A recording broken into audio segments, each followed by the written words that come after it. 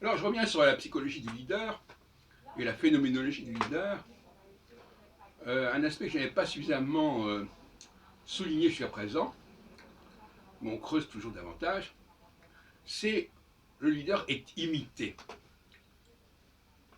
On reconnaît un leader parce qu'il est imité, parce qu'il est copié, et parce qu'éventuellement on veut se substituer à lui. Alors moi je connais bien cette question dans mon activité professionnelle d'une certaine époque.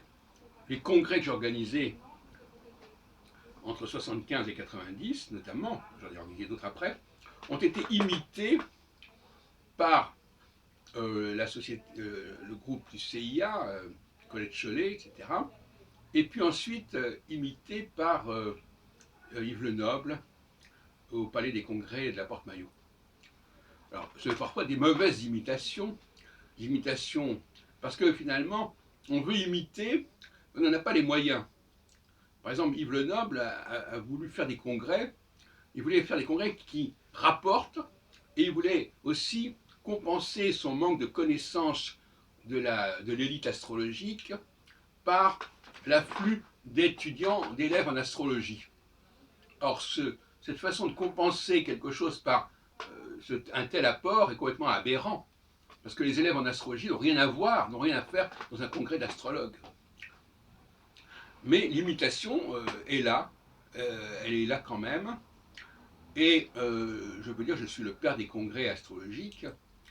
Euh, D'autant plus que André Barbeau, pendant tout le temps où il était vice-président du CIA et même après, n'a jamais organisé, à part l'année 1953, où il y avait eu une initiative autrichienne pour faire un congrès à Paris, 53-54, alors là, il y a eu quelque chose qui s'est passé, avec les Allemands aussi, à Strasbourg.